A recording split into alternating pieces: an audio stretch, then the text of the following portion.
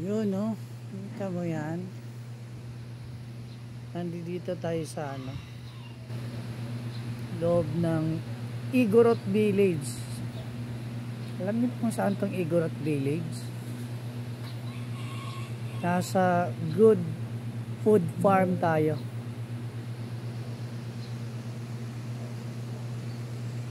Magdalena, Laguna po ang nito, lugar. Yan, no? Ganda, di ba? Igorot Village yan, no? Ang gumawa naman yan, mga Igorot din ang nag-design. At ang gumawa mismo. Yun, no? Overlooking tayo. May swimming pool sa baba. Hindi lang natin tanaw yung Mount Banahaw kasi umuulan. Ganda, di ba? Stig.